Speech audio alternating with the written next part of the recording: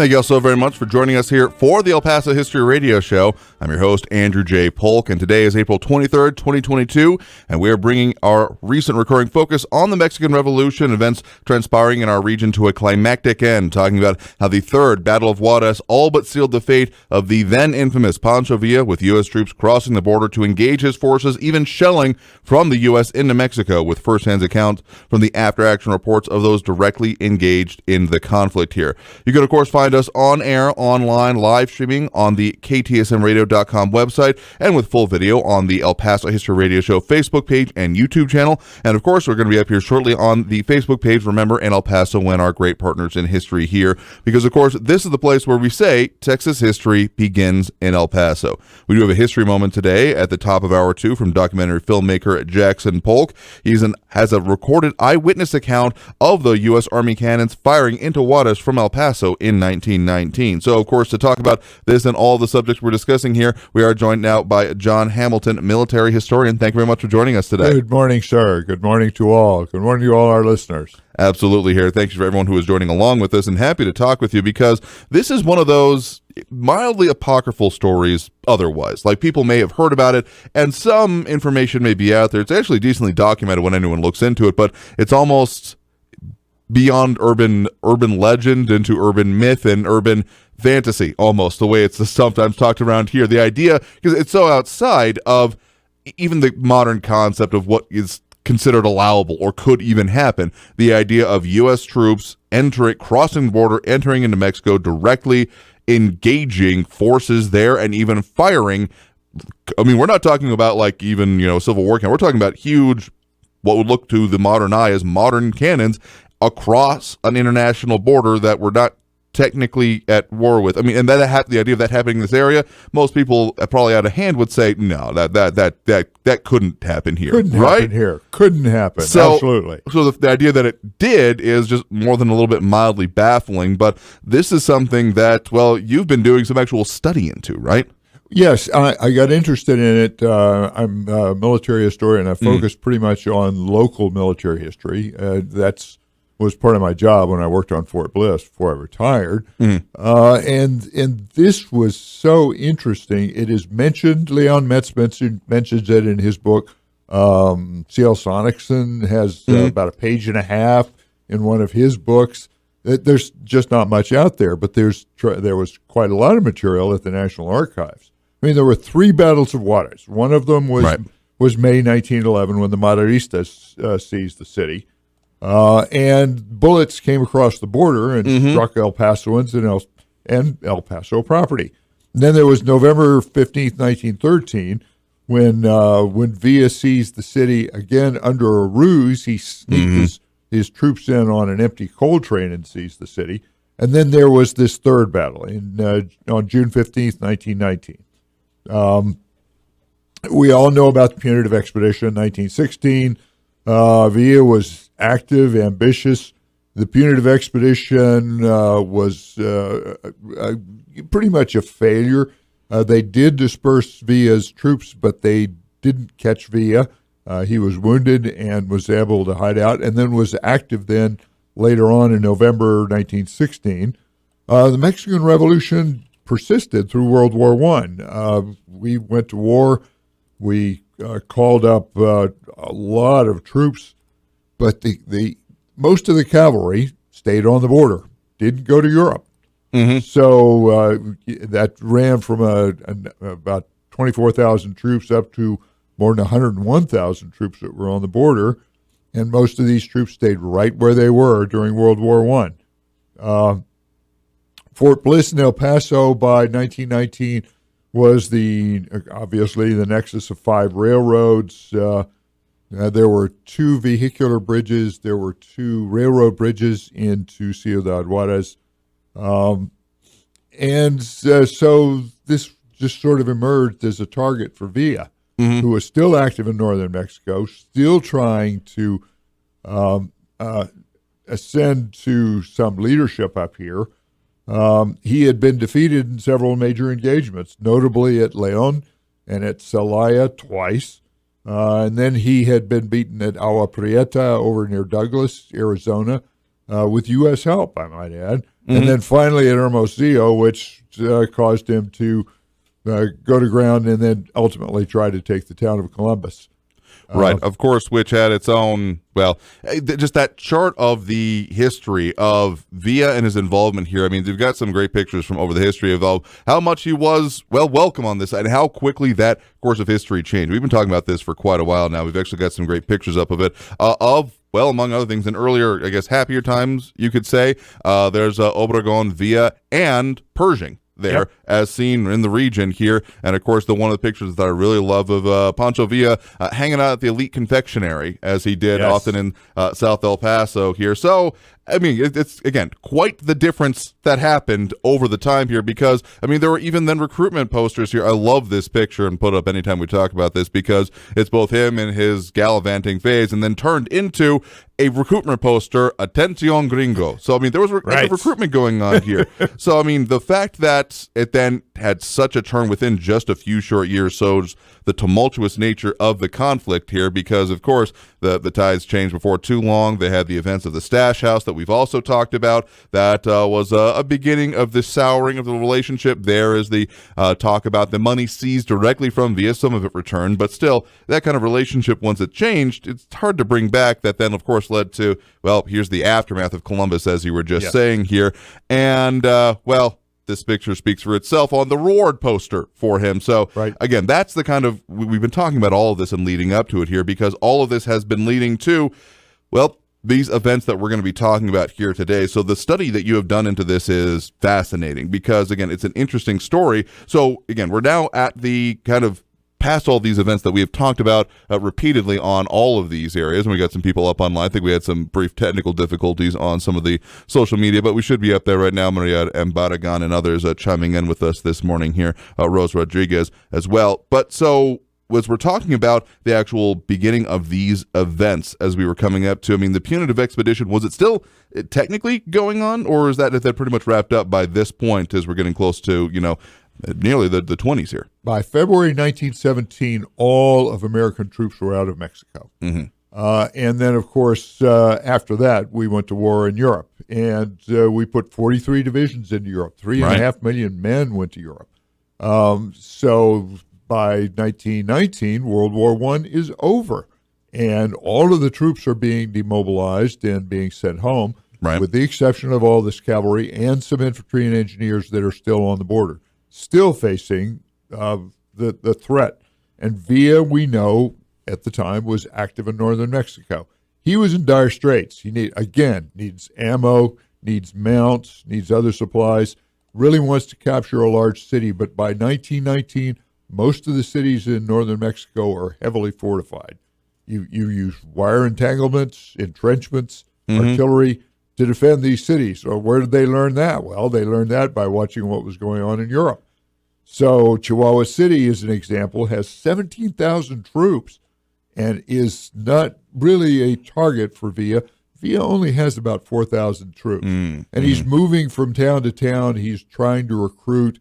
And in most cases, in a lot of cases, he's dragooning these kids in to be his soldiers. But you've got Ciudad Juarez that's sitting up here right on the border. It's right there at a railhead. He knows he's got sympathizers in El Paso, and he's had support from over here before, even true. From some of the local merchants. A company called Krakauer, Zork and Moy, which was a hardware store, but when you look at it, they sold arms too. Real kind of hardware there, yeah. Well, it's real hardware. You had the Shelton Payne Arms Company. You even had Popular Dry Goods, who didn't sell weapons, but they sold socks and footwear and uniforms, and all of that stuff got smuggled over. So by June 12th, Villa starts moving on Ciudad Juarez. So as he moves on to it there, again, all of these preceding events here, and again, I think it's very interesting because most of the earlier portions of the Mexican Revolution we're talking about happened kind of in this, very much global tension period, but not like actual involvement of the United States in all of these other things. But by this point, this time frame we're talking about, of course, the World War I is fully in effect here, or in the Great War as it was known at the time, and of course the U.S. is now involved in it as well after well, culmination of some of the events we talked about here, including, German agents and their effects, and of course the sinking of Lusitania and all of that. So putting this in facet of the world stage is actually a pretty great political cartoon from the time here that shows, well, some of the thoughts about the punitive expedition. This one with the specter of war hanging over it, and Uncle Sam essentially saying, "Can't you not bother me? Can't you see I'm trying to find a man?" This is being the time of the punitive expedition, and then even more kind of making fun of, I believe that's directly Pershing there, shown tied to a cactus with, essentially Pancho Villa dancing circles around him, more or less. So, I mean, there was a lot of, bad feelings about this, even beyond the actual, death and destruction that was caused in places like Columbus. So, there was a lot leading up to, again, this particular point. So had Pancho Villa, to your reckoning, had just a lack of wanting to come this far north again, be within, literal stone's throw or rifle shot of the U.S. again? It's sort of amazing that he was willing to take the risk to take Ciudad Juarez in 1919. He had already been almost run to ground during the punitive expedition. Right. Managed to escape, badly wounded, was having difficulty getting anything done in northern Mexico. He still had a coterie of friends around him. One of them was Felipe Angeles, who was a field artillery officer, who was probably his best trained officer that was with him, who was counseling him, you want to stay away from the border, or let's not go up there. And you had the Americans who were still trying to follow what was going on in Mexico, reading Mexican newspapers, trying to track where Villa was, trying to make sure there were still no German agents in northern Mexico, although the war is over. It's been over for a year. Oh, that's true by this point. Mm-hmm. So, and you've got pretty much the Carranza government, which is ascendant. Most of the big cities are held by the Carrancistas. They support Venustiano Carranza, who was sort of a scoundrel of his own. Right. But he comes to his end not too long later. But he decides to come here. And the place is commanded by a fellow by the name of General Francisco Gonzalez. He was an ardent Carranza supporter. Mm-hmm. He had taken some efforts. He had about 1,660 troops. They were armed with machine guns. He had 22 artillery pieces here in Ciudad Juarez, but only 2 may have been functioning. We're not quite sure. But he had trench lines. Along the trench lines, he had dugouts, and he had pillboxes. So he was pretty well ready. And then you had this side of the border. Who was here? You had Fort Bliss, but the commander was, the district commander was a guy named Brigadier General James Brailsford Irwin. Irwin's interesting. He commanded 2 divisions in World War I in Europe. He was 12th Brigade of the 6th Division, then the 6th Division, then the 92nd Division, won the Distinguished Service Medal in Europe. He was well-versed in tactics and operational art. So he's commander on Fort Bliss. Under him, he's got the 2nd Cavalry Brigade, and it's commanded by Colonel Sella Reeve Hobby Tommy Tompkins, also known as Pink Whiskers, also known as Tommy Tompkins. He sported luxuriant sideburns and side whiskers, which were not regulation at the time, but he did wear them and got away with it. Just a firebrand. An interesting thing about these 2 guys, both General Irwin and Colonel Tompkins, had commanded the 7th Cavalry Regiment on the punitive expedition. So they didn't catch Villa. They did not catch him, and that was, I think, more than a little bit of a sore point going into there, even if maybe I'm reading a little bit in between the lines here. But so this is the kind of setup for everything that comes immediately as part of this here. We've got quite the set of potential belligerents, and coming out of World War I, the technology and advancements on the idea of modern fortifications was very different here. So we're already due for that first break of this hour right now. Coming out of this, we'll talk more about how that then unfolded and what then led to some of these events here, because again, it's a fascinating story that we will really drill down into here. So again, joined here in studio by John Hamilton, military historian, talking about this Third Battle of Juarez and how the direct U.S. involvement affected it and how it basically was the penultimate defeat of Pancho Villa within this conflict here. So that, not for any spoiler alerts there, but I mean, this happened more than 100 years ago. So this is your chance to catch up. So we'll be back with more talk about this after this break with more of the El Paso History Radio Show here on News Radio 690 KTSM. M1. You are listening to a break in our Facebook streaming of the El Paso History Radio Show, which airs live on KTSM AM 690 in El Paso, Texas, and live right here now on our El Paso History Radio Show page on Facebook.com. Visit Mission Del Rey Southwest for a huge selection of El Paso souvenirs and gifts. Mission Del Rey features El Paso saddle blanket products and thousands of Southwest, Western, Native American, and Mexico items for gifts and decor. Bring your friends and mention you heard us on the radio for a store-wide discount. Mission Del Rey Southwest, 1421 Lee Trevino. Enter on Pelicano. Go to missiondelrey.com or call 915-440-2140 for Mission Del Rey Southwest. This radio show is now streaming on the Facebook page Remember in El Paso When, run by Barbara Given-Baney. We still archive the audio of these radio shows on ephistory.com, and you can go there online and find our radio shows for the last several years. Go to ephistory.com and access the El Paso History Radio Show archives for every Saturday radio show back to early 2016. Many retired El Paso area homeowners don't know where to begin when it comes to downsizing and selling their home. Patrick Tuttle and his Legacy Home team follow a proven process to help retired homeowners sell faster and for more money. Call Patrick Tuttle at 915-588-1850 today and get your home sold faster and for more money. That's Patrick Tuttle at 915-588-1850. Call him today.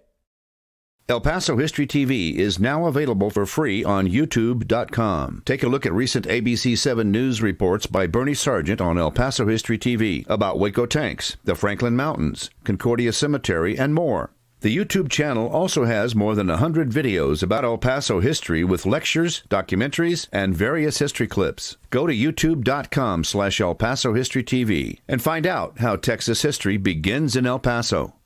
Monterey Asset Management is proud to sponsor the El Paso History Show. If you're tired of the ups and downs of the stock market, maybe you should invest in real estate. Monterey Asset manages apartments in El Paso and helps investors buy, hold, and sell property. See the new website, m1ep.com, m1ep.com. To learn more about the many benefits and long-term appreciation of investing in real estate, call Certified Property Manager Ray Baca, 915-592-4549, 592-4549. Here's the deal. When you combine State Farm home and auto insurance, you save an average of $889. State Farm agent Ralph Dickerson is ready to help you combine home and auto and save here in El Paso. Call 915-581-0000 today. Like a good neighbor, State Farm is there. Average annual per household savings based on a 2019 national survey by State Farm of new policyholders who reported savings by switching to State Farm.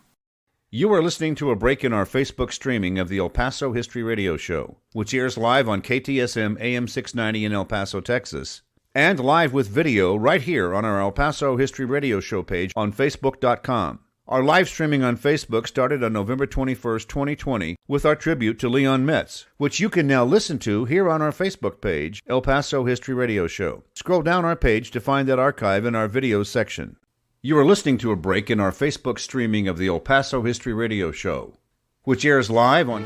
Thank you all so very much for joining us here today for the El Paso History Radio Show. Of course, I'm your host, Andrew J. Polk. We are the El Paso History Radio Show over on Facebook as well, where we're up streaming right now, so people tuning in, chiming in with us over there. You can go there and see our weekly promo announcements on the topics of the program each week. Of course, this week, we are talking about one of the final battles of the Mexican Revolution and one of the penultimate defeats of Pancho Villa right here in Ciudad Juarez and how U.S. forces got involved in it. Talking with John Hamilton. No, we had a little bit jumping the gun with what's coming up next week there, but don't worry, we're still talking about that this week, but of course next week we'll talk further. But then also, of course, we can find all the stuff we got going on here also over on the YouTube channel, youtube.com/El Paso History TV. You can find the El Paso Gold DVDs from Capstone Productions from the last couple of decades, uploaded for free and for your viewing pleasure, plus the 20 recent segments from the ABC7 TV series from El Paso History TV. Also, of course, remember to support our advertisers as they help us in continuing our talk about the history of the region and El Paso. Pepe's Restaurant in Cañutillo, open for in-house dining, 6761 Donovan Drive. Call Pepe's at 877-2152. That's 915-877-2152. And it's home of the one and only margarita. I'll be headed out there today, and John, if you can join us as well, of course, get you lunch and maybe one of those one and only margaritas if you're up to it.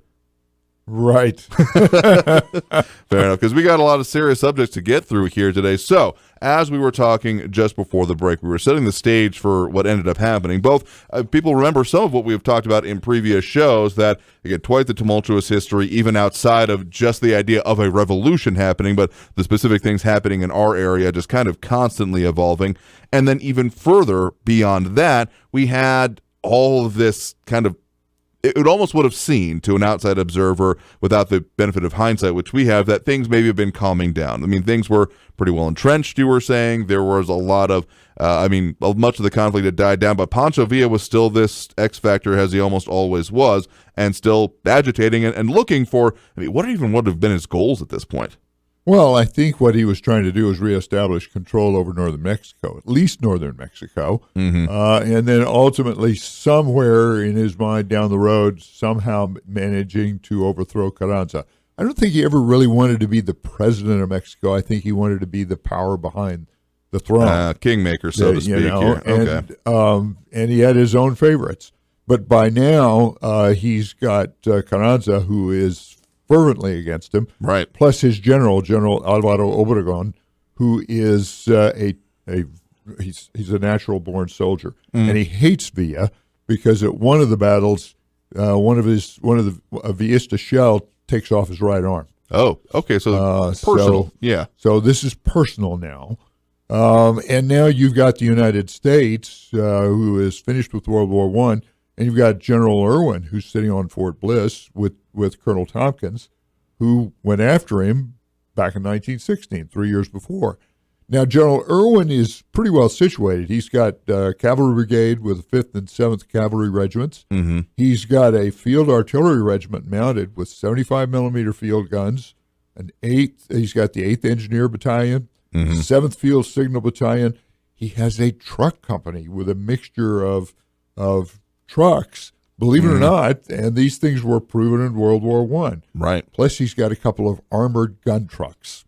Yeah, we got a couple of pictures of those up right here, and it's not usually. Usually think of either trench warfare or tanks coming out of World War I as being but there was quite the innovations here coming out of it. These are some pretty hulking behemoths when it comes to armored technology here. So they were experimental at best. The one there is something called the Jeffrey Quad truck, which Jeffrey Quad made trucks back then, and so they just armored one up with a little rotating turret that could hold a machine gun. And then the White Company also made trucks, and they put together this thing that was the White armored car. Obviously, they protect you from small arm fire, and that's about it. And there's some question, well, could these things even move? Oh, yeah, they could, and they did, and they were used pretty well. But kind of like an 8-gallon to the mile kind of situation? More or less. Irwin also had infantry. He had the 19th Infantry Regiment that was along the border, along with the 9th Engineer Company, which was, 9th Engineer Battalion that was there. But he lacked infantry, so he had to reach out and try to get some more infantry. So the 24th African American Infantry Regiment was at Columbus, sitting over there, and had been there for some years. They were involved in 1917 in an uprising in Houston, which really brought some discredit on this regiment. and resulted in some soldiers being actually hanged for some things that happened there. This is a different story for a different time. Fair enough here. So Irwin reaches out and brings 2 battalions to Fort Bliss and puts them on Camp Owen Bearn up north of what was the cantonment then. If you want some sort of a reference, Biggs Army Airfield was Camp Bearn. Okay. So that's what it was before. So a little bit more detail on the U.S. forces here. We're already for that next break in this short segment here. Yeah. So, I mean, we've gotten a little bit clearer idea of what exactly was, again, brewing here further because, again, all of this being laid out is going to be pretty critical for then the progression of the battle, in which we're going to get into some pretty good detail here. Yeah, because now we got to talk about the battle. Yeah, because that is the real fascinating part here. So, again, all of this setting the stage for how things were then going to go during this battle here. So again, if you're wondering about these pictures we're talking about, if you go over to our Facebook page, some minor technical difficulties here today, some of them showing up maybe in a couple different ways, but you can find us over there on YouTube and Facebook. Of course, El Paso History TV, and of course, streaming over on the page, Remember in El Paso When. And we'll be back here with more of that and the discussion and more on this battle brewing for the Third Battle of Juarez right after this break with more on the El Paso History Radio Show here on News Radio 690 KTSM. You are listening to a break in our Facebook streaming of the El Paso History Radio Show, which airs live on KTSM AM 690 in El Paso, Texas, and live right here now on our El Paso History Radio Show page on Facebook.com. Visit Mission Del Rey Southwest for a huge selection of El Paso souvenirs and gifts. Mission Del Rey features El Paso saddle blanket products and thousands of Southwest, Western, Native American, and Mexico items for gifts and decor. Bring your friends and mention you heard us on the radio for a store-wide discount. Mission Del Rey Southwest, 1421 Lee Trevino. Enter on Pelicano. Go to missiondelrey.com or call 915-440-2140 for Mission Del Rey Southwest. This radio show is now streaming on the Facebook page Remember in El Paso When, run by Barbara Given Bainey. We still archive the audio of these radio shows on ephistory.com, and you can go there online and find our radio shows for the last several years. Go to ephistory.com and access the El Paso History Radio Show archives for every Saturday radio show back to early 2016. Many retired El Paso area homeowners don't know where to begin when it comes to downsizing and selling their home. Patrick Tuttle and his Legacy Home team follow a proven process to help retired homeowners sell faster and for more money. Call Patrick Tuttle at 915-588-1850 today and get your home sold faster and for more money. That's Patrick Tuttle at 915-588-1850. Call him today. El Paso History TV is now available for free on YouTube.com. Take a look at recent ABC 7 news reports by Bernie Sargent on El Paso History TV about Waco tanks, the Franklin Mountains, Concordia Cemetery, and more. The YouTube channel also has more than 100 videos about El Paso history with lectures, documentaries, and various history clips. Go to youtube.com/El Paso History TV and find out how Texas history begins in El Paso.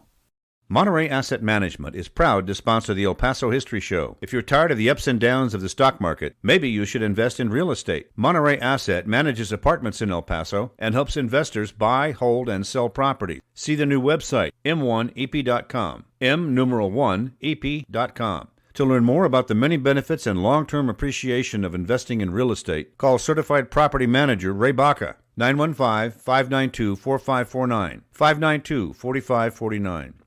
Here's the deal. When you combine State Farm home and auto insurance, you save an average of $889. State Farm agent Ralph Dickerson is ready to help you combine home and auto and save here in El Paso. Call 915-581-0000 today. Like a good neighbor, State Farm is there. Average annual per household savings based on a 2019 national survey by State Farm of new policyholders who reported savings by switching to State Farm. You are listening to a break in our Facebook streaming of the El Paso History Radio Show, which airs live on KTSM AM 690 in El Paso, Texas, and live with video right here on our El Paso History Radio Show page on Facebook.com. Our live streaming on Facebook started on November 21st, 2020, with our tribute to Leon Metz, which you can now listen to here on our Facebook page, El Paso History Radio Show. Scroll down our page to find that archive in our videos section. You are listening to a break in our Facebook streaming of the El Paso History Radio Show, which airs live on KTSM AM 690 in El Paso, Texas, and live right here now on our El Paso History Radio Show page on Facebook.com. Visit Mission Del Rey Southwest for a huge selection of El Paso souvenirs and gifts. Mission Del Rey features El Paso saddle blanket products and thousands of Southwest, Western, Native American, and Mexico items for gifts and decor. Bring your friends and mention you heard us on the radio for a store-wide discount. Mission Del Rey Southwest, 1421 Lee Trevino. Enter on Pelicano. Go to missiondelrey.com or call 915-440-2140 for Mission Del Rey Southwest. This radio show is now streaming on the Facebook page Remember in El Paso When, run by Barbara Given Bainey. We still archive the audio of these radio shows on ephistory.com, and you can go there online and find our radio shows for the last several years. Go to ephistory.com and access the El Paso History Radio Show archives for every Saturday radio show back to early 2016. Many retired El Paso area homeowners don't know where to begin when it comes to downsizing and selling their home. Patrick Tuttle and his Legacy Home team follow a proven process.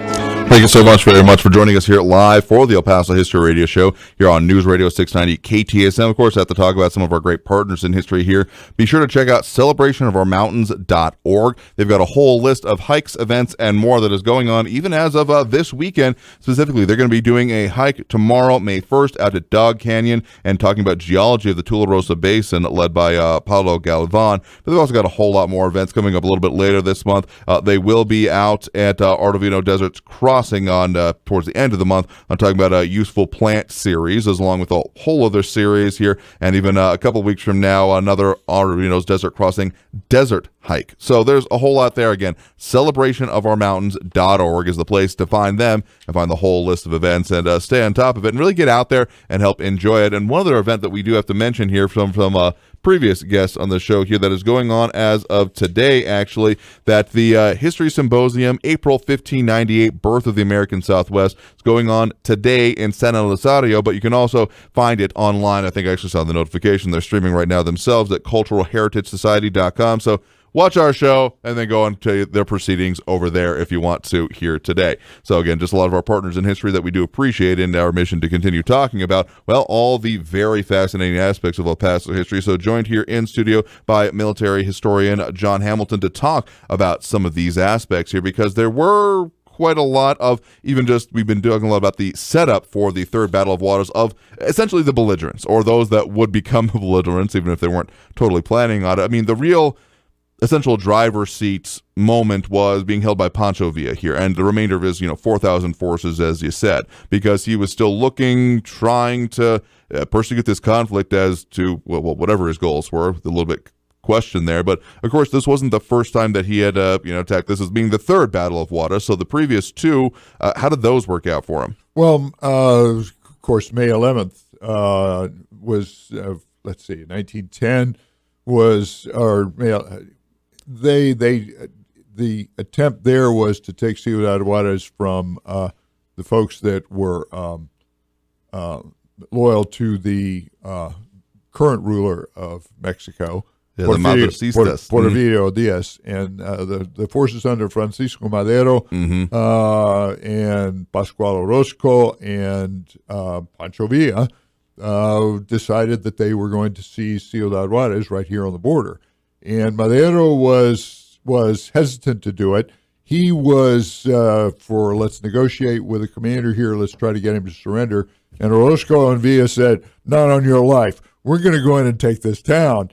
And they did. And as they were doing this, when the revolution broke wide open, the folks in El Paso, you didn't have CNN back then. You didn't have the internet. You didn't have television, radio, anything. You went down to the border. You climbed up onto boxcars, and you could see the battle that was going on. And, of course, the famous pictures we see of some people, watching from rooftops in El Paso. And there were some Americans that were wounded. And the commander of Fort Bliss at the time, a fellow by the name of Colonel Edgar Zell Stever, a very, very interesting guy, really big white handlebar mustache, said, no, you folks can't go down there. You can't do this. This is a bad plan. But they saw ultimately the Maderistas were victorious, and they saw that there were executions there, and then a lot of people, of course, joined with the revolution from over here and went over and joined them.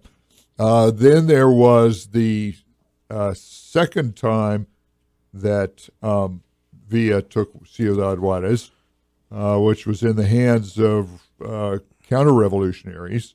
Okay. And Villa decided that he would try to take the town by a ruse. They essentially got on the telegraph, told the folks in Ciudad Juarez that the rail line was torn up and that there was a coal train that was heading south. They were going to have to turn the train around and go back. This was 1913. Right. And, of course, Villa had all of the coal removed from the train, put his troops on board. The train arrives in the middle of the night, and there was nobody paying attention. So the Villistas debarked from the train and very quietly took the city. So on almost kind of a Trojan horse action there. Yes. And it worked very well for him.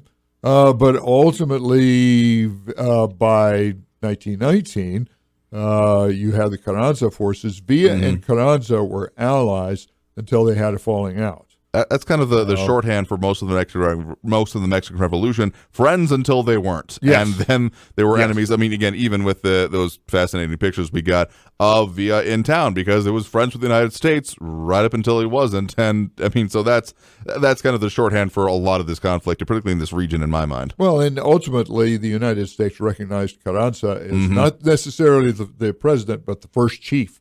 Because under the Constitution in Mexico, they were operating under you couldn't run for president more than once. And Carranza had in mind to be kind of the boss. And Carranza's approach to ruling Mexico was, I'm not going to get involved with too much, really going to get involved with land reform or any of this.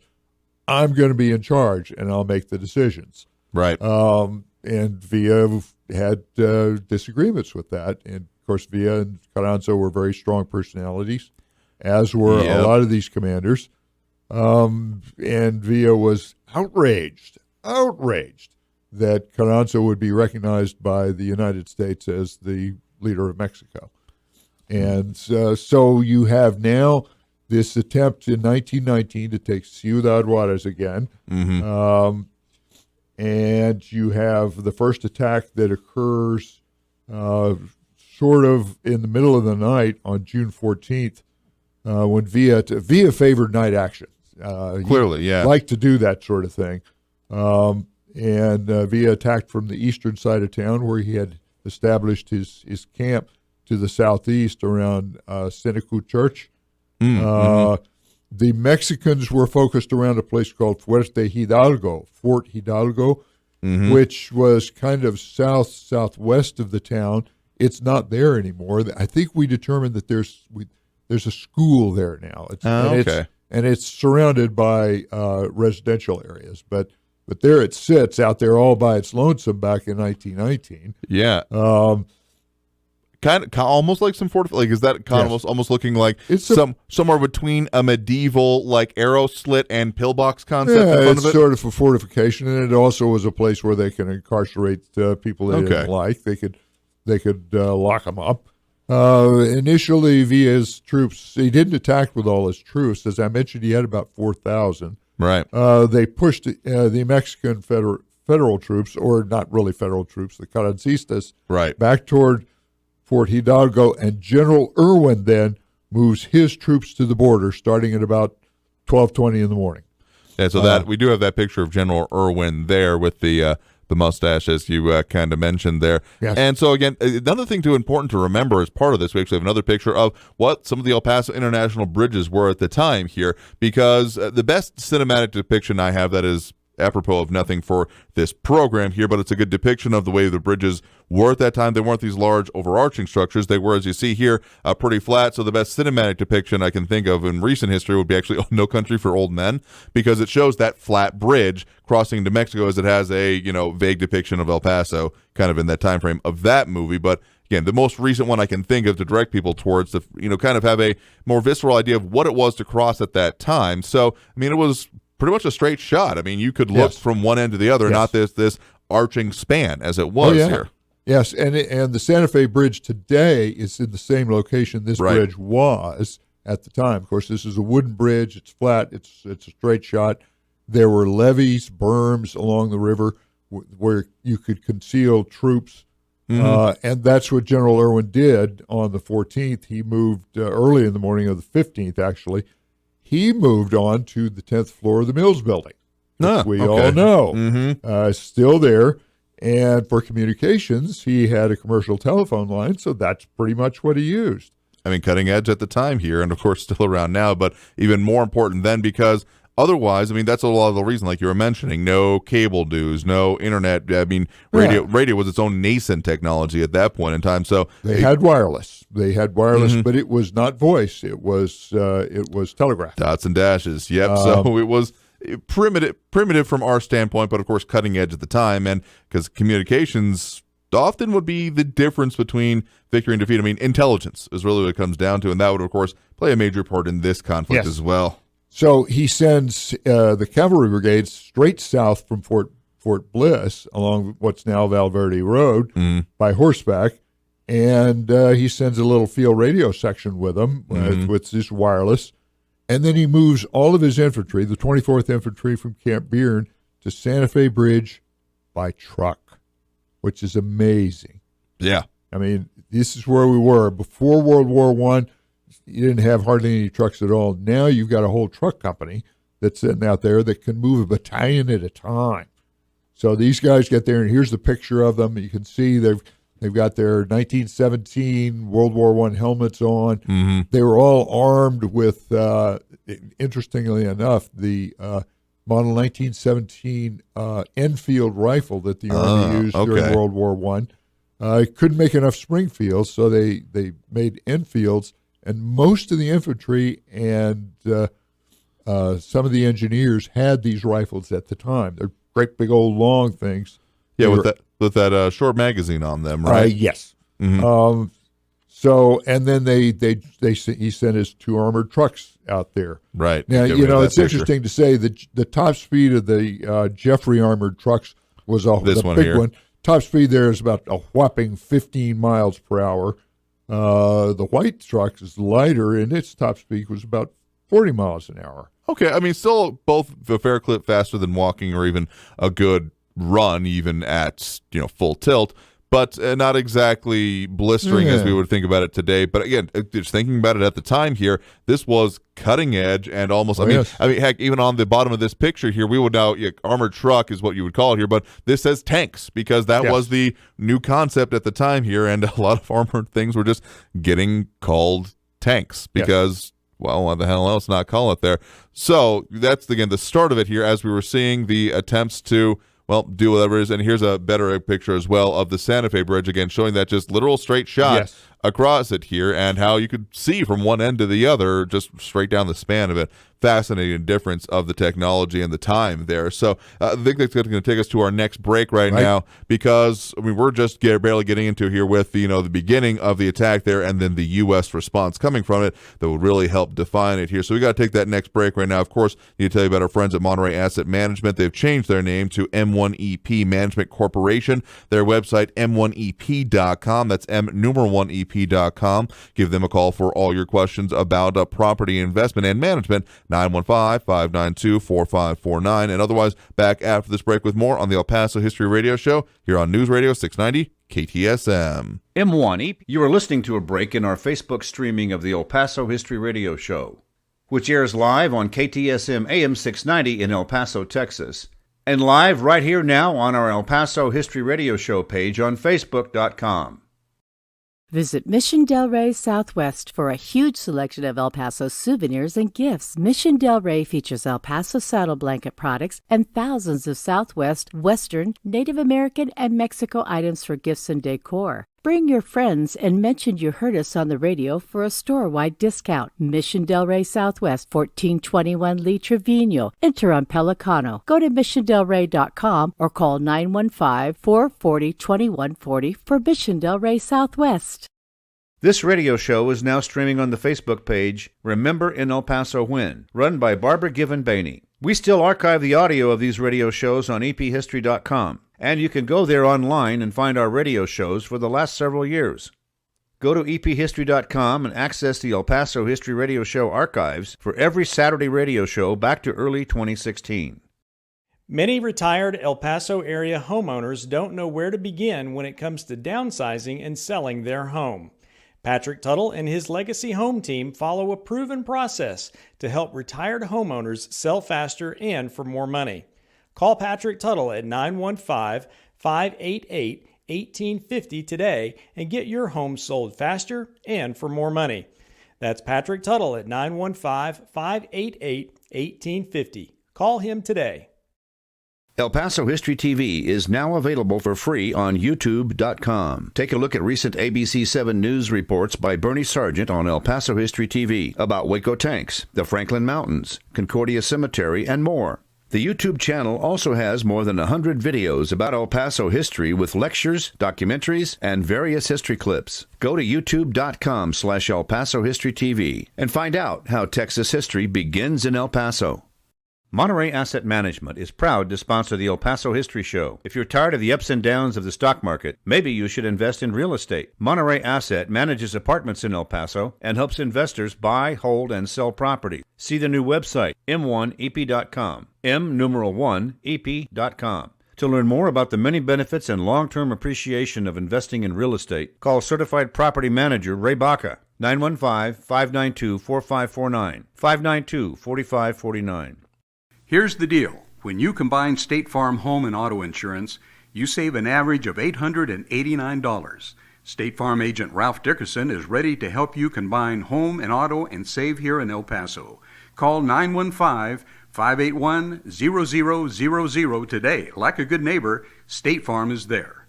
Average annual per household savings based on a 2019 national survey by State Farm of new policyholders who reported savings by switching to State Farm.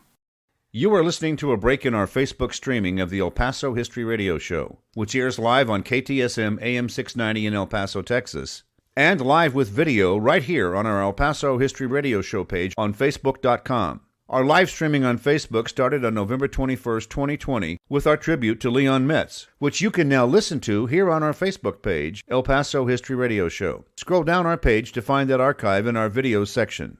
You are listening to a break in our Facebook streaming of the El Paso History Radio Show, which airs live on... We are, of course, the El Paso History Radio Show. Find us on air, online, live streaming through the free and reliable iHeartRadio app or over on our various social media pages that we're up on. Of course, talking about some of our further great partners and talking about stuff like this. Rick Kern's music podcast, Talk and Rock Radio. You go to talkandrockradio.com to hear him talk about, well, all of the interesting. I mean, he used to run the Border Legends tour, which I was privileged to be a part of in some of the video work back in the day. And they're still talking about all those great things, the bands that came out of the area, that era of history, and kind of the beginning of the rock and roll area in the borderland, and a whole lot more. That's just some of the baseline. So, again, talkandrockradio.com to find them. And, of course, further thanks to our sponsors of this program. Call 915-588-1850 for Patrick Tuttle, Coldwell Banker Heritage Real Estate. May not get to you right then, but it does ring in his pocket, and he's got his message letting you know exactly when he will get back to you. Patrick is an excellent realtor, has done a lot of great work for my family particularly. So, for El Paso, homes for sale or rent, call again, 915-588-1850. Hot market right now, and you need a good agent in your pocket to help you, well, accomplish what you need to, and something I'll be embarking on here before too long, and I'm sure we'll be needing a lot of help on that here. So, again, joined here in studio by John Hamilton, military historian. We've been talking a lot in depth about this Battle of Juarez. So, again, the idea of Pancho Villa making kind of a, not quite last ditch, but you can pretty see it. close. You can see it from here is what it was, in trying to seize it, because I mean, the conflict was nowhere near the kind of raucous days it was at the beginning, and Pancho Villa being more kind of a, well, at this point, very infamous. I mean, there's a lot of mixed opinions, and I just do have to point out here, because I'd be very remiss if we didn't, that, of course, he's right over your shoulder there, John, on the camera here as we have him here. And that part of that famous picture of him with Pershing, again, just fascinating the way the winds of history and the changes of, well, fortune can just be so quickly different here. But really, when he was trying to do this, I mean, there was some very potential strong possibilities of a conflict right then and there on that first day, but they eventually kind of ended up pulling back, right? Yes, Irwin got his artillery to the border, some of it down real close to the border. Mm-hmm. Some of the guns were back toward El Paso High School. They put a searchlight up on the hill behind El Paso High School. Mm-hmm. But by daybreak, the Canancistas made sort of a counterattack, were able to push the Villistas back toward the Juarez racetrack, and things died down. So at sunrise, General Irwin pulled everybody back to Fort Bliss, and they went into garrison. And this is the night of the June 14th to 15th. Things started to settle down. Peace apparently had been restored, although there were some civilians that were wounded, including a 16-year-old girl who was living at 11th and Ochoa Street. She was hiding under her bed, and she was hit in the hip by a bullet from Juarez and was seriously wounded. And there were a couple of troops in the 401st Truck Company that were hit, too. And a soldier from the 24th Infantry. So things are dying down. And the question is Villa going to try again? Which, of course, on the night of the 15th, Sunday night, he does. And, of course, at this point, U.S. troops had not actually crossed the border yet, but they were kind of there as a very strong, like, you better not kind of thing at this point, but also ready for what come what may, and come what may did indeed come here. But that's going to end up taking us through the start of end of the next break here. So just one point I want to make real quickly is that the stuff we're going to be talking about here, start of next hour, is things that you did personal research into and found some of the reports on, right? Yes, we found the reports. So we did. So this is more than just a kind of crazy thing that happened in this region. This is something that you actually did the look and the study into here. So that's the music starting here, meaning we got to go for that top of the hour news break. And we'll be coming back and getting into the progression of this battle, how U.S. forces got involved, and a whole lot more. So stay tuned for more on the El Paso History Radio Show here on News Radio 690 KTSM. Back after the top of the hour news and this break. You are listening to a break in our Facebook streaming of the El Paso History Radio Show, which airs live on KTSM AM 690 in El Paso, Texas, and live right here now on our El Paso History Radio Show page on Facebook.com. Visit Mission Del Rey Southwest for a huge selection of El Paso souvenirs and gifts. Mission Del Rey features El Paso saddle blanket products and thousands of Southwest, Western, Native American, and Mexico items for gifts and decor. Bring your friends and mention you heard us on the radio for a store-wide discount. Mission Del Rey Southwest, 1421 Lee Trevino. Enter on Pelicano. Go to missiondelrey.com or call 915-440-2140 for Mission Del Rey Southwest. This radio show is now streaming on the Facebook page Remember in El Paso When, run by Barbara Given Bainey. We still archive the audio of these radio shows on ephistory.com. And you can go there online and find our radio shows for the last several years. Go to ephistory.com and access the El Paso History Radio Show archives for every Saturday radio show back to early 2016. Many retired El Paso area homeowners don't know where to begin when it comes to downsizing and selling their home. Patrick Tuttle and his Legacy Home team follow a proven process to help retired homeowners sell faster and for more money. Call Patrick Tuttle at 915-588-1850 today and get your home sold faster and for more money. That's Patrick Tuttle at 915-588-1850. Call him today. El Paso History TV is now available for free on YouTube.com. Take a look at recent ABC 7 news reports by Bernie Sargent on El Paso History TV about Waco tanks, the Franklin Mountains, Concordia Cemetery, and more. The YouTube channel also has more than 100 videos about El Paso history with lectures, documentaries, and various history clips. Go to youtube.com/El Paso History TV and find out how Texas history begins in El Paso. Monterey Asset Management is proud to sponsor the El Paso History Show. If you're tired of the ups and downs of the stock market, maybe you should invest in real estate. Monterey Asset manages apartments in El Paso and helps investors buy, hold, and sell property. See the new website, m1ep.com, m1ep.com. To learn more about the many benefits and long-term appreciation of investing in real estate, call Certified Property Manager Ray Baca, 915-592-4549, 592-4549. Here's the deal. When you combine State Farm home and auto insurance, you save an average of $889. State Farm agent Ralph Dickerson is ready to help you combine home and auto and save here in El Paso. Call 915-581-0000 today. Like a good neighbor, State Farm is there. Average annual per household savings based on a 2019 national survey by State Farm of new policyholders who reported savings by switching to State Farm.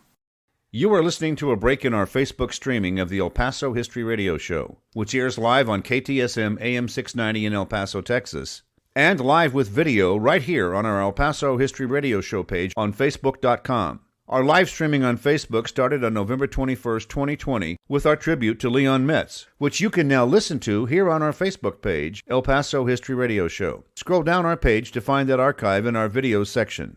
You are listening to a break in our Facebook streaming of the El Paso History Radio Show, which airs live on KTSM AM 690 in El Paso, Texas, and live right here now on our El Paso History Radio Show page on Facebook.com. Visit Mission Del Rey Southwest for a huge selection of El Paso souvenirs and gifts. Mission Del Rey features El Paso saddle blanket products and thousands of Southwest, Western, Native American, and Mexico items for gifts and decor. Bring your friends and mention you heard us on the radio for a store-wide discount. Mission Del Rey Southwest, 1421 Lee Trevino. Enter on Pelicano. Go to missiondelrey.com or call 915-440-2140 for Mission Del Rey Southwest. This radio show is now streaming on the Facebook page, Remember in El Paso When, run by Barbara Given Bainey. We still archive the audio of these radio shows on ephistory.com. And you can go there online and find our radio shows for the last several years. Go to ephistory.com and access the El Paso History Radio Show archives for every Saturday radio show back to early 2016. Many retired El Paso area homeowners don't know where to begin when it comes to downsizing and selling their home. Patrick Tuttle and his Legacy Home team follow a proven process to help retired homeowners sell faster and for more money. Call Patrick Tuttle at 915-588-1850 today and get your home sold faster and for more money. That's Patrick Tuttle at 915-588-1850. Call him today. El Paso History TV is now available for free on YouTube.com. Take a look at recent ABC 7 news reports by Bernie Sargent on El Paso History TV about Waco tanks, the Franklin Mountains, Concordia Cemetery, and more. The YouTube channel also has more than 100 videos about El Paso history with lectures, documentaries, and various history clips. Go to youtube.com/El Paso History TV and find out how Texas history begins in El Paso. Monterey Asset Management is proud to sponsor the El Paso History Show. If you're tired of the ups and downs of the stock market, maybe you should invest in real estate. Monterey Asset manages apartments in El Paso and helps investors buy, hold, and sell property. See the new website, m1ep.com, m1ep.com. To learn more about the many benefits and long-term appreciation of investing in real estate, call Certified Property Manager Ray Baca, 915-592-4549, 592-4549. Here's the deal. When you combine State Farm home and auto insurance, you save an average of $889. State Farm agent Ralph Dickerson is ready to help you combine home and auto and save here in El Paso. Call 915-581-0000 today. Like a good neighbor, State Farm is there. Average annual per household savings based on a 2019 national survey by State Farm of new policyholders who reported savings by switching to State Farm. You are listening to a break in our Facebook streaming of the El Paso History Radio Show, which airs live on KTSM AM 690 in El Paso, Texas, and live with video right here on our El Paso History Radio Show page on Facebook.com. Our live streaming on Facebook started on November 21st, 2020, with our tribute to Leon Metz, which you can now listen to here on our Facebook page, El Paso History Radio Show. Scroll down our page to find that archive in our videos section. You are listening to a break in our Facebook streaming of the El Paso History Radio Show, which airs live on KTSM AM 690 in El Paso, Texas, and live right here now on our El Paso History Radio Show page on Facebook.com. Visit Mission Del Rey Southwest for a huge selection of El Paso souvenirs and gifts. Mission Del Rey features El Paso saddle blanket products and thousands of Southwest, Western, Native American, and Mexico items for gifts and decor. Bring your friends and mention you heard us on the radio for a store-wide discount. Mission Del Rey Southwest, 1421 Lee Trevino. Enter on Pelicano. Go to missiondelrey.com or call 915-440-2140 for Mission Del Rey Southwest. This radio show is now streaming on the Facebook page, Remember in El Paso When, run by Barbara Given Bainey. We still archive the audio of these radio shows on ephistory.com, and you can go there online and find our radio shows for the last several years. Go to ephistory.com and access the El Paso History Radio Show archives for every Saturday radio show back to early 2016. Many retired El Paso area homeowners don't know where to begin when it comes to downsizing and selling their home. Patrick Tuttle and his Legacy Home team follow a proven process to help retired homeowners sell faster and for more money. Call Patrick Tuttle at 915-588-1850 today and get your home sold faster and for more money. That's Patrick Tuttle at 915-588-1850. Thank you all so very much for tuning in here for the El Paso History Radio Show, airing live here on News Radio 690 KTSM. I am your host, Andrew J. Polk. A lot of people joining us over on our various streams as well, Facebook, YouTube, and Twitter, where we're up on today, and a lot of people chiming in over there. Welcome to do so throughout the show here. But of course, here on the start of hour 2 of the show, we have a history moment from documentary filmmaker Jackson Polk, including a first-hand account from a witness to the bombardment into Mexico as part of this Third Battle of Juarez we've been talking about. El Paso artist Tom Lee was a boy when he saw cannons shoot into the old Juarez racetrack from Golden Hill above his home. In this clip from the TV documentary Tom Lee's El Paso, Tom describes what he saw in 1919. What other city can say that in the 1900s there was artillery fire over their city, and serious artillery fire? 2 blocks from where I lived, up on Golden Hill, that was an emplacement for 75 millimeter field pieces that the 82nd Field Artillery had stationed at Fort Bliss. When Villa took Juarez in his last shot in June 1919, we retaliated not only by sending troops over across the river, but by shelling the rebel camp. I was able to look in the distance of a couple of miles to the old Juarez racetrack. We could see the shells hit, and I never will forget how that's the first time I ever saw a soldier killed in action. Was the Juarez racetrack. Makes an impression on a kid. I was 12 years old. You can watch the full TV documentary Tom Lee's El Paso for free on youtube.com/El Paso History TV. I'm Jackson Polk with this history moment for the El Paso History Radio Show.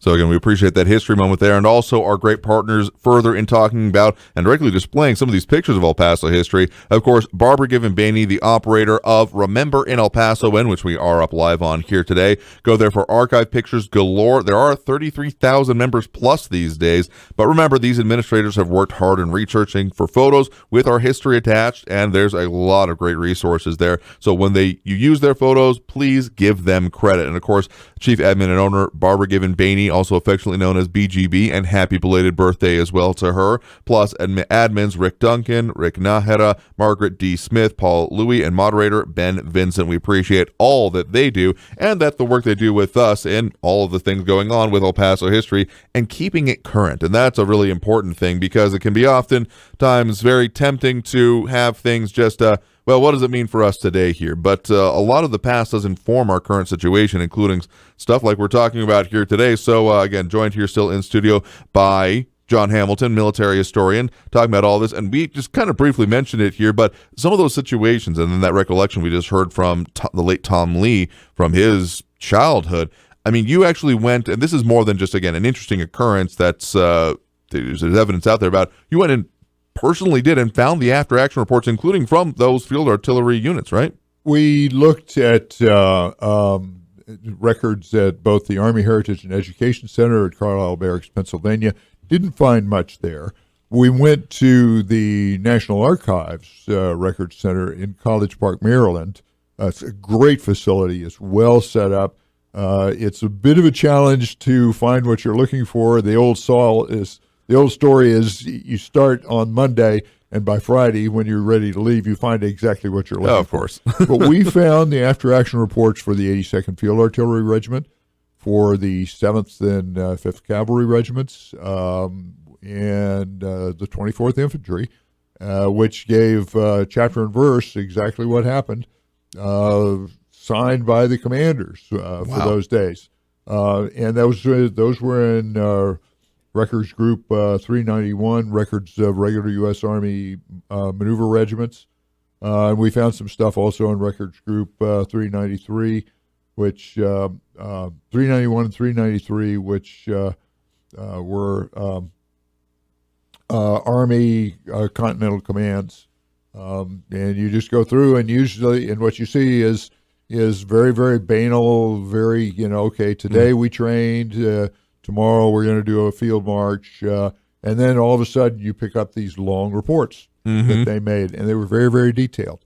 And in addition to that, you've got the El Paso Times and the El Paso Herald reports, which were also quite useful. And even then, you can, if you look around, you'll find the New York Times reports, which cover it in some detail as well. And it was amazing what we found and what we saw.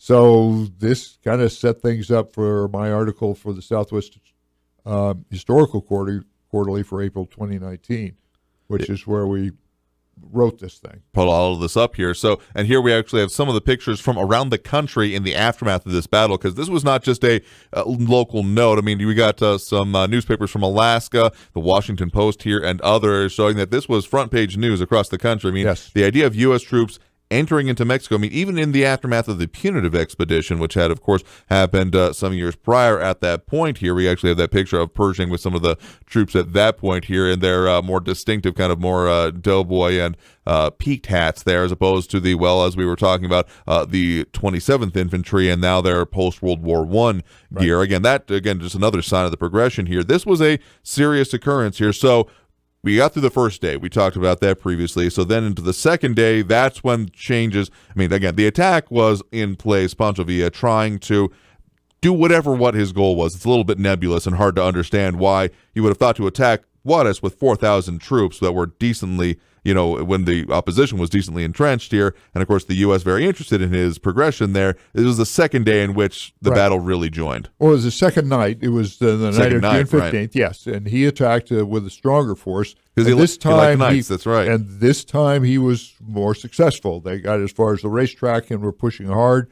And at that point, General Irwin, at 11 o'clock that night, moved his troops back to the border, same dispositions as the night before, and then issued an attack order to the commander of the 24th Infantry. And one of the things he said was, under no circumstances will you proceed farther than 5 miles south of the international boundary. So there was this sensitivity. You don't want to go too far into Mexico, because this is going to result in in some real diplomatic problems. I mean, that could be a war if you do this wrong. Which, of course, it did. Of course it did, yeah. But the cavalry went south at between 10:10 and 10:40 that night. They forded the river in 3 different places, and the 5th moved sort of more to the west. The 7th moved southwest. They were all converging on the racetrack, with the 24th that crossed over the line and is now moving through the town in the dark, moving toward the racetrack with the field artillery ready to fire. And you've got a map here that we've put together that showed that this was an envelopment. This was a pincher movement. They were trying to catch the Villistas in between the cavalry and the infantry. And you have this real problem where you've got converging friendly forces moving in the same direction. Right.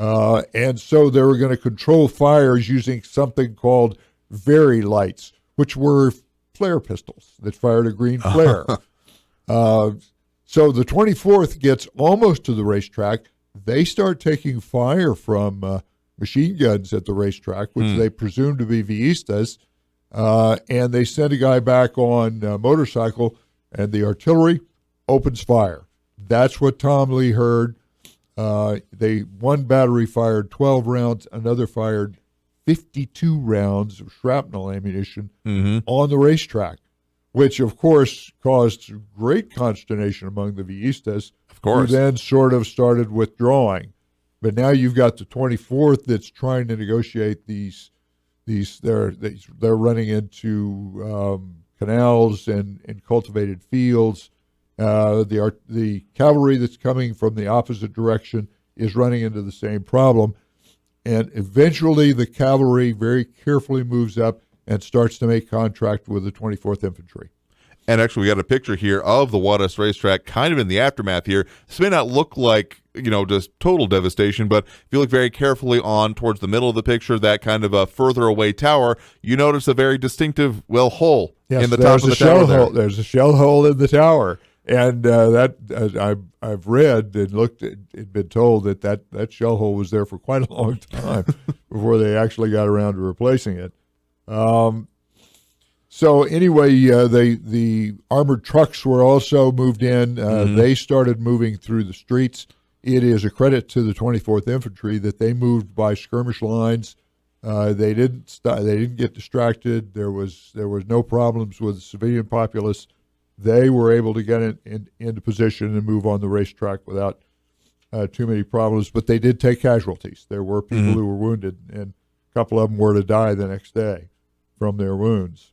So this was not just a marching fire kind of sweeping through and sweeping all opposition before them. This was a pitched battle. Yes, absolutely. This was. So as things started to die down, as morning started to approach, the infantry stopped. Colonel Hadsell, commanding the 24th, said, "I think we may have gone far enough. We need to start consolidating." So they then moved back to the plaza and the Benito Juarez Monument, which we know they are still there today. Yep. So Hadsell sends out foot patrols in all directions and has the gun trucks drive through all the neighborhoods, driving around, trying to make sure that they got everybody that they were looking for, and there were no Villistas. And by 7:30 in the morning, the 24th Infantry is at the City Plaza having breakfast. So they'd pretty well swept through town and gotten, again, that progression of the battle map that we got here again showing. And so this is both the arrow showing here the progression of U.S. troops specifically, again, just the different sweeps of it and the different ways they came through, showing the, again, the 24th and then the cavalry and the different cavalry, right, 2nd, 3rd, and the different sweeps, and then, of course, the artillery there. So, so was this all then on that second day, all of this movement? This is early in the morning. The cavalry has made contact. The cavalry then moves back to the river because the cavalry has to water the horses. Oh, of course. By 7:30 in the morning, the troops that were at the plaza had contacted General Gonzalez, who protested mightily the presence of U.S. troops in Mexico. And by this time, General Irwin was there. Colonel Hadsell was there, and Major General DeRosy Cabell, who was the commander of the Southern Department, he had taken the night train from San Antonio and gotten into a car and gotten across the border, and he was there. So they all looked at one another and said, "Okay, well, who called this meeting? We've done it. We've, mission's complete. Let's turn it over to General Gonzalez and withdraw." And that's what they did. 24th moves back across the border. The picture you see of the 24th probably is the 24th consolidating after the battle getting ready to move back to Fort Bliss. And by about 11 o'clock, the 24th troops were back at Camp Beard, cleaning weapons and having breakfast, or having lunch, let's say. Wow. But the cavalry is still in Mexico.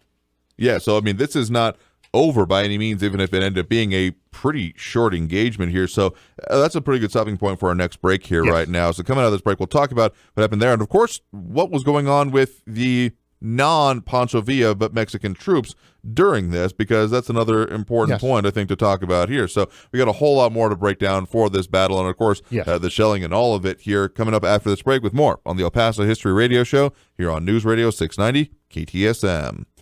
You are listening to a break in our Facebook streaming of the El Paso History Radio Show, which airs live on KTSM AM 690 in El Paso, Texas, and live right here now on our El Paso History Radio Show page on Facebook.com. Visit Mission Del Rey Southwest for a huge selection of El Paso souvenirs and gifts. Mission Del Rey features El Paso saddle blanket products and thousands of Southwest, Western, Native American, and Mexico items for gifts and decor. Bring your friends and mention you heard us on the radio for a store-wide discount. Mission Del Rey Southwest, 1421 Lee Trevino. Enter on Pelicano. Go to missiondelrey.com or call 915-440-2140 for Mission Del Rey Southwest. This radio show is now streaming on the Facebook page Remember in El Paso When, run by Barbara Given Bainey. We still archive the audio of these radio shows on ephistory.com, and you can go there online and find our radio shows for the last several years. Go to ephistory.com and access the El Paso History Radio Show archives for every Saturday radio show back to early 2016. Many retired El Paso area homeowners don't know where to begin when it comes to downsizing and selling their home. Patrick Tuttle and his Legacy Home team follow a proven process to help retired homeowners sell faster and for more money. Call Patrick Tuttle at 915-588-1850 today and get your home sold faster and for more money. That's Patrick Tuttle at 915-588-1850. Call him today. El Paso History TV is now available for free on YouTube.com. Take a look at recent ABC 7 news reports by Bernie Sargent on El Paso History TV about Waco tanks, the Franklin Mountains, Concordia Cemetery, and more. The YouTube channel also has more than 100 videos about El Paso history with lectures, documentaries, and various history clips. Go to youtube.com/El Paso History TV and find out how Texas history begins in El Paso. Monterey Asset Management is proud to sponsor the El Paso History Show. If you're tired of the ups and downs of the stock market, maybe you should invest in real estate. Monterey Asset manages apartments in El Paso and helps investors buy, hold, and sell property. See the new website, m1ep.com, m1ep.com. To learn more about the many benefits and long-term appreciation of investing in real estate, call Certified Property Manager Ray Baca, 915-592-4549, 592-4549. Here's the deal. When you combine State Farm home and auto insurance, you save an average of $889. State Farm agent Ralph Dickerson is ready to help you combine home and auto and save here in El Paso. Call 915-581-0000 today. Like a good neighbor, State Farm is there. Average annual per household savings based on a 2019 national survey by State Farm of new policyholders who reported savings by switching to State Farm. You are listening to a break in our Facebook streaming of the El Paso History Radio Show, which airs live on KTSM AM 690 in El Paso, Texas, and live with video right here on our El Paso History Radio Show page on Facebook.com. Our live streaming on Facebook started on November 21st, 2020, with our tribute to Leon Metz, which you can now listen to here on our Facebook page, El Paso History Radio Show. Scroll down our page to find that archive in our videos section. You are listening to a break in our Facebook streaming of the El Paso History Radio Show, which airs live on KTSM AM 690 in El Paso, Texas, and live right here now on our El Paso History Radio Show page on Facebook.com. Visit Mission Del Rey Southwest for a huge selection of El Paso souvenirs and gifts. Mission Del Rey features El Paso saddle blanket products and thousands of Southwest, Western, Native American, and Mexico items for gifts and decor. Bring your friends and mention you heard us on the radio for a store-wide discount. Coming up this week, only in El Paso, Inc., a California lawsuit against two former El Paso public education leaders has ended in a settlement. Coffee's BFF and the Borderlands Pan Dulce staple is even better when done right. A guide to baking a well-made concha, and thrown a pandemic curveball, a welder has opened an El Paso Welding Academy. El Paso's business journal, El Paso Inc., is available for home or business delivery. Find them and get your own availability online at elpasoinc.com. We appreciate them as well as they help us promote, and you can find our promos there weekly for this program over in the newspaper there. So, a lot more to talk about here as well. Again, we got coming up for you in the next show here that we do definitely want to get to, that Joe Nebhan and Stephanie with the Gardner Hotel, Joe and Stephanie Nebhan, I should say, on the 100th anniversary of its opening, and the famous and infamous people who stayed there. Heard those promos running a little bit earlier today, but again, that is for next week, so be sure to tune in for that. Of course, I have to remind you of some of our great sponsors. Mission Del Rey Southwest. Go there with out-of-town visitors for souvenirs, jewelry, gifts, and decor. Really, their selection is pretty fantastic. They've been restocked with a whole lot of local items, consumables, so to speak, food, beverage, stuff that you would want to take as gifts for someone to really get not even just the idea and picture, but flavor of the Southwest. So go and check them out. You can find them out there on Lee Trevino, but give them a call at 915-440-2140. That's 915-440-2140, or go to missiondelrey.com and be sure to mention the El Paso History Radio Show for a discount there. So, a whole lot more to get to here as we are talking about the Third Battle of Juarez, still joined here in studio by historian and a military scholar. Could be a decent way to put it here, John Hamilton. Thank you. I mean, you've been doing the research into this, so I feel like that title applies to you here. Well, because, I appreciate it. You know, this is what I do in retirement now, and you know, we've all been sort of limited by the pandemic. But things are opening up now. I'm sort of thinking we're going to try to get back up to the archives again. There's some other things I want to do. Oh, I'm sure there's a lot more to get into here. So as we finish up this battle, the cavalry, the infantry is moving back to Fort Bliss. The cavalry, under Pink Whiskers, Colonel Tompkins, moves south past San Lorenzo Church to a place called Seneca Church, where they encounter about 500 Villistas encamped. So the cavalry dismounts, they attack dismounted, the artillery with them unlimbers, and they open fire. And according to Colonel Tompkins' report, the Villistas scuttle like quail. The troopers mount up, they try to pursue them, but there are canals, there are drainage ditches, there are watering ditches, acequias, so they can't really do this. So by 12:15 on the 15th, on the 16th now, right? Colonel Tompkins calls a halt, says, "Okay, let's see. My orders say no farther than 5 miles in, but now I'm 15 miles in.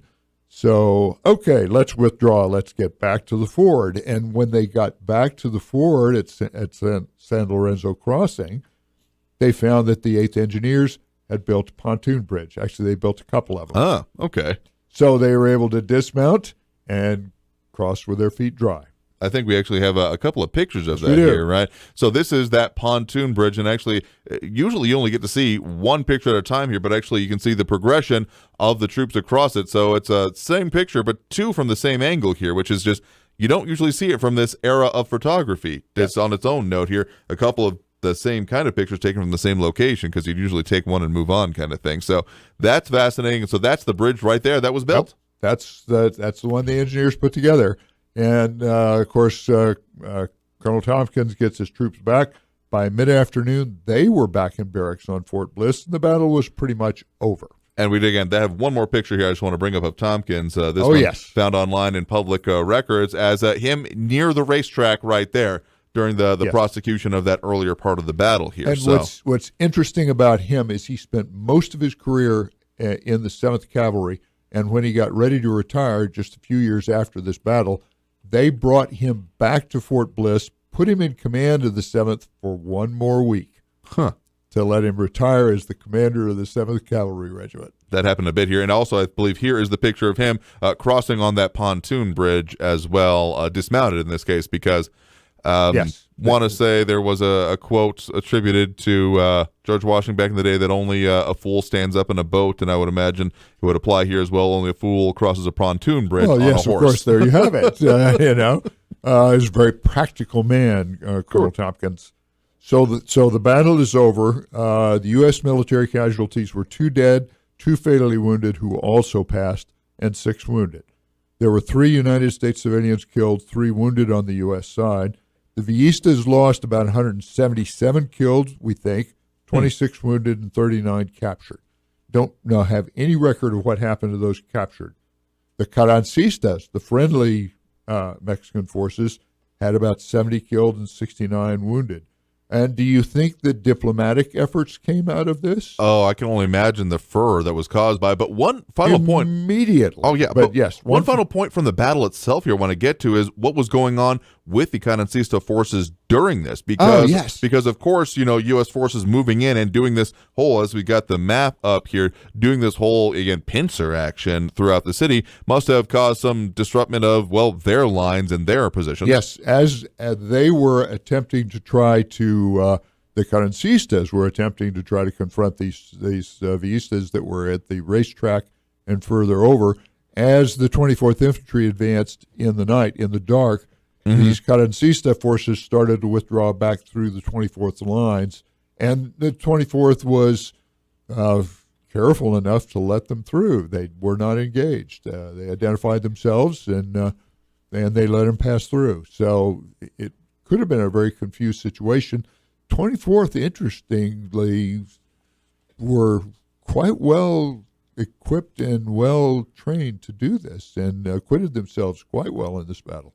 Again, because one other point I want to make here is that there's been some slightly more modern conception about World War I and the technology available at the time. There was the movie 1917 that came out that showed, among other things, 2 kind of random troopers that ended up being the focus of it, having pretty decent equipment, and of course the arms, but also these kind of primitive, almost chest-mounted lights here. And sure, that technology existed at the time, but not to give anyone the wrong idea, this is not widely available and not something that was being used here. So again, those flares and that's what they had. Whatever, like the moon was important, and the major ways that they were seeing it, they did not have these personal flashlights, essentially. Yes. Well, they didn't have. Didn't have cell phones. Didn't have two-way radios. Didn't have any of that stuff. The field's signal equipment that was wireless, as we mentioned, was not voice. Right. But in this battle, it sort of worked. Showing that, an evolution of command and control was coming from that was very important. And then you had an artillery commander that was sitting at the El Paso Milling Company, which was the, it was a lumberyard down on the river, who was able to talk to General Irwin by commercial telephone in the Mills building. So again, that's just a fascinating occurrence with all of that here. So that's going to take us through our next break here. Because a couple of comments coming in online here as well. You can leave them over with us on our social media. Of course, Daniel Lehman from Tucson, Maria Barragan from West Valley City, Utah, Rick Nahara from, of course, remember, in El Paso, and BGB over there as well. Shirts, Texas, checking in with Dale Hansen, and Flaco Medes, among others, chiming in here. Also, Texas History A to Z chiming in from Panorama Village here, and saying that John has on the wrong patch. It should be Hell on Wheels at this time. We also had a call come in during a break here from a listener up in Las Cruces, appreciating John and the history he's talking about here. So we're going to talk a lot more about this because, as he just hinted at, there was a lot more, diplomatic fallout that came from this whole situation here. So we'll be getting into that and how this, again, the penultimate defeat of Pancho Villa was essentially came out of this. But, of course, then we got to discuss what the ultimate one was. All that coming out of this break with more on the El Paso History Radio Show here on News Radio 690 KTSM. You are listening to a break in our Facebook streaming of the El Paso History Radio Show, which airs live on KTSM AM 690 in El Paso, Texas, and live right here now on our El Paso History Radio Show page on Facebook.com. Visit Mission Del Rey Southwest for a huge selection of El Paso souvenirs and gifts. Mission Del Rey features El Paso saddle blanket products and thousands of Southwest, Western, Native American, and Mexico items for gifts and decor. Bring your friends and mention you heard us on the radio for a store-wide discount. Mission Del Rey Southwest, 1421 Lee Trevino. Enter on Pelicano. Go to missiondelrey.com or call 915-440-2140 for Mission Del Rey Southwest. This radio show is now streaming on the Facebook page Remember in El Paso When, run by Barbara Given Bainey. We still archive the audio of these radio shows on ephistory.com, and you can go there online and find our radio shows for the last several years. Go to ephistory.com and access the El Paso History Radio Show archives for every Saturday radio show back to early 2016. Many retired El Paso area homeowners don't know where to begin when it comes to downsizing and selling their home. Patrick Tuttle and his Legacy Home team follow a proven process to help retired homeowners sell faster and for more money. Call Patrick Tuttle at 915-588-1850 today and get your home sold faster and for more money. That's Patrick Tuttle at 915-588-1850. Call him today. El Paso History TV is now available for free on YouTube.com. Take a look at recent ABC 7 news reports by Bernie Sargent on El Paso History TV about Waco tanks, the Franklin Mountains, Concordia Cemetery, and more. The YouTube channel also has more than 100 videos about El Paso history with lectures, documentaries, and various history clips. Go to youtube.com/El Paso History TV and find out how Texas history begins in El Paso. Monterey Asset Management is proud to sponsor the El Paso History Show. If you're tired of the ups and downs of the stock market, maybe you should invest in real estate. Monterey Asset manages apartments in El Paso and helps investors buy, hold, and sell property. See the new website, m1ep.com, m1ep.com. To learn more about the many benefits and long-term appreciation of investing in real estate, call Certified Property Manager Ray Baca, 915-592-4549, 592-4549. Here's the deal. When you combine State Farm home and auto insurance, you save an average of $889. State Farm agent Ralph Dickerson is ready to help you combine home and auto and save here in El Paso. Call 915-581-0000 today. Like a good neighbor, State Farm is there. Average annual per household savings based on a 2019 national survey by State Farm of new policyholders who reported savings by switching to State Farm. You are listening to a break in our Facebook streaming of the El Paso History Radio Show, which airs live on KTSM AM 690 in El Paso, Texas, and live with video right here on our El Paso History Radio Show page on Facebook.com. Our live streaming on Facebook started on November 21st, 2020, with our tribute to Leon Metz, which you can now listen to here on our Facebook page, El Paso History Radio Show. Scroll down our page to find that archive in our videos section. You are listening to a break in our Facebook streaming of the El Paso History Radio Show, which airs live on KTSM AM 690 in El Paso, Texas, and live right here now on our El Paso History Radio Show page on Facebook.com. Visit Mission Del Rey Southwest for a huge selection of El Paso souvenirs and gifts. Mission Del Rey features El Paso saddle blanket products and thousands of Southwest, Western, Native American, and Mexico items for gifts and decor. Bring your friends and mention you heard us on the radio for a store-wide discount. Mission Del Rey Southwest, 1421 Lee Trevino. Enter on Pelicano. Go to missiondelrey.com or call 915-440-2140 for Mission Del Rey Southwest. This radio show is now streaming on the Facebook page Remember in El Paso When, run by Barbara Given Bainey. We still archive the audio of these radio shows on ephistory.com, and you can go there online and find our radio shows for the last several years. Go to ephistory.com and access the El Paso History Radio Show archives for every Saturday. There's a lot of ways to get at us on the show here. We're not taking phone calls as much today, but we did have a note there from a listener up in Las Cruces appreciating this. We do appreciate that. But also, of course, there's the comments over on social media and a lot of stuff that we got going on in the community here today. A couple of events going on that I did want to mention happening around the area. Actually, I believe it is Saturday and Sunday here. There is going to be going on the got the information on it here. The El Paso Sheriff's Posse is having their Extreme Cowboy Challenge, and that's actually out at the El Paso Sheriff's Posse Arena in Sunland Park on McNutt Road. May have misspoke on that earlier in the week. And so they're doing some of their challenges, but that's both Saturday and Sunday here. And, so I'm sorry to go over for the day, but starting tomorrow at 9, you can find them there. Just look for the El Paso Sheriff's Posse Extreme EXCA over on Facebook to find more about that. And of course, the History Symposium, April 1598, birthplace of the American Southwest, going on right now down in San Elizario, Texas. Focus on La Toma, traditions, descendants, connections, and gastronomy. We talked with, of course, the people over there earlier in the month here. And if you want to find out about that, again, culturalheritagesociety.com is the place to find them. So a lot going on, a lot of events going on, but we're talking here primarily still about what was going on during that last Battle of Juarez in the Mexican Revolution, the third one in the series, and the penultimate defeat of Pancho Villa. So we got through the actual conflict here and the U.S. intervention into it, moving beyond that 5-mile barrier into the 15 miles here with the cavalry proceeding then there. And again, as you just ever so slightly alluded to, the diplomatic fallout was immediate and swift. Oh, it was outrage.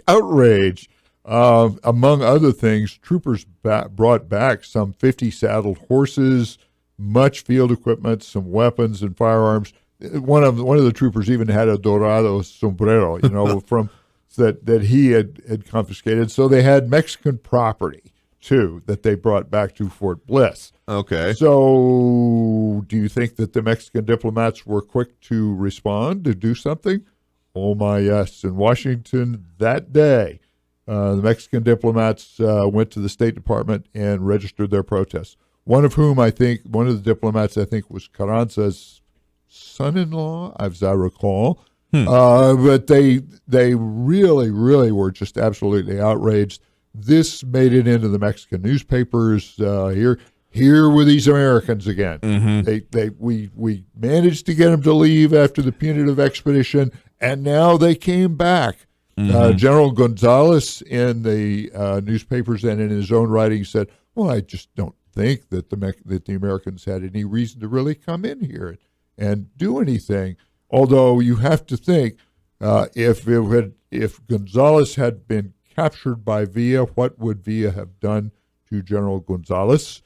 It would have been the firing squad. And Gonzalez himself, as things were turning bad that second night, decided that he would decamp and head southwest to get away from town to make sure he didn't get captured. Again, they officially stepped out of the way during the conflict as American troops swept in, kind of said, okay, have that, and then in the aftermath, well, maybe you shouldn't have kind of thing. So General Cabell from the Southern Department, a great guy, he was on the punitive expedition as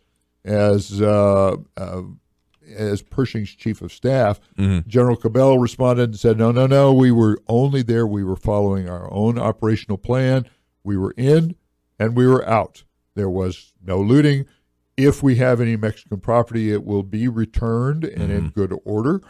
And there will be no other incursions as long as the Mexicans can control Villa and control these border incursions and keep them from happening again. And that's why we were there. So the State Department then tried to reassure the Mexican government that the incursion was temporary and only designed to protect American lives and property without really any effort. There was no intention to stay in Mexico. The American Army learned some lessons from this. Oh, absolutely. This was a combined arms night action. And it was hasty and unrehearsed, and these are difficult to do where you have converging forces, because what happens ultimately, if you're not careful, you have friendly forces firing into each other. And friendly fire is very not friendly. So we moved troops by rail very quickly and repositioned combat power where it was needed, where the 24th came to Camp Bearn. And then very quickly after this, the 24th troops, the 2 battalions, went back to their digs at Columbus and continued their mission to patrol the border there. You had these trucks moving by truck very quickly from Camp Bearn to the border and back, and then back again, and then back to Camp Bearn again. So Right. the trucks worked, and the trucks didn't break down. They were in good order. Plus, you had these armored trucks that were useful in the operation, and these were manned. They didn't have machine gunners for these trucks. They had drivers, but not machine gunners. Interesting. So Okay. the African-American infantry, their machine gun troop was quite well thought of and quite well trained, so they manned the machine guns in the trucks. And there was a result from this. General Cabell said, I think I need more troops on the border. So within just a few days, another battalion of mountain artillery was moved to Fort Bliss after the battle. 6 more companies of the 19th Infantry that were on the border and stayed on the border were moved to join their comrades there on the border. And then on June 19th, 1919, the 1st Aero Squadron came to the border with 12 de Havilland DH-4 aircraft to establish something called the Army Border Air Patrol. They would stay out on Biggs Airfield until 1921.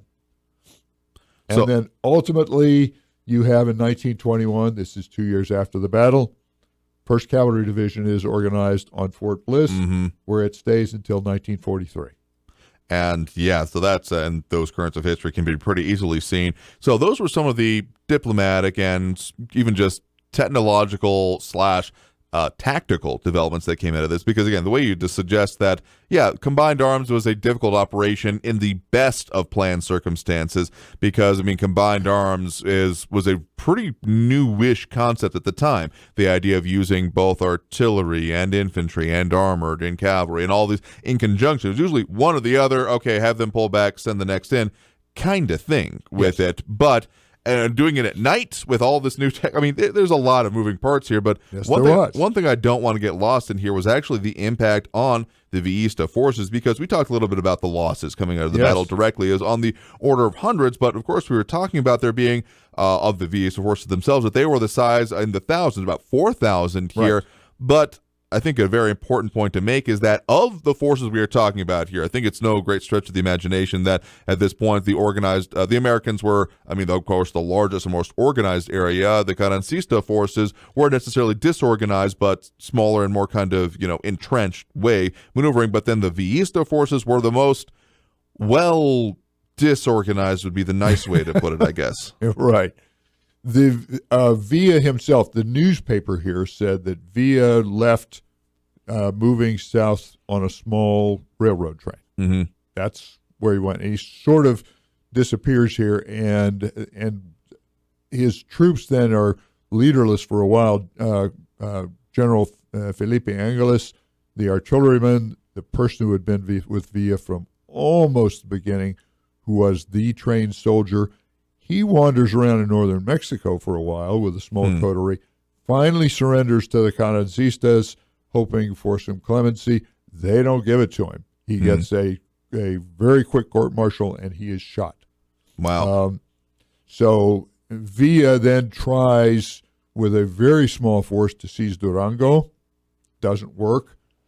It's interesting that the Carranza forces never really tried to chase Villa down. They don't take to the field to do that. Instead, they fortify the towns. They fortify the cities. They deny the cities and the towns to Villa, eventually trying to get him to ultimately surrender, which he does. Mm-hmm. In 1920, he concludes a peace deal with the Mexican government. Who's the president then?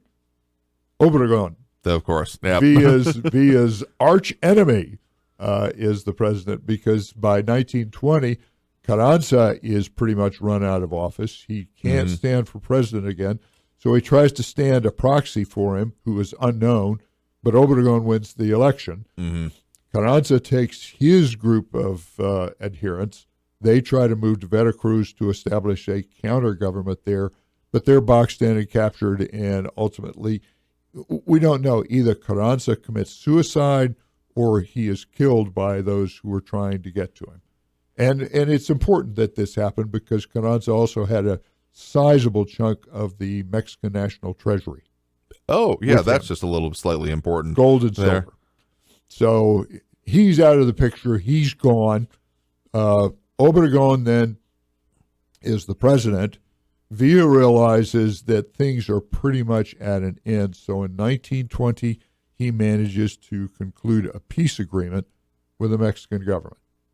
And then, of course, his famous "And then in Parral" in 1923 removes him from the picture because we were talking about it during a break, actually. Not a whole lot of retirements coming out of this. There have been a very few people that were notable in this conflict that got to live to a ripe old age. It's unfortunate for them, but yes, there seems to have been one way out, and that was with bullets. Bullets were literally getting the hell out of it here. So that was how that concluded. But again, the idea of the Villa forces during this battle is still interesting to me because you may think, well, there weren't that great of losses. How did this end up going so badly for him? It's because he was essentially a raider at that point in the conflict. So even though he had 4,000, them getting, his lines busted up, his troops scattered, they didn't come back. They were not eager to return to the commander here. He could not recover.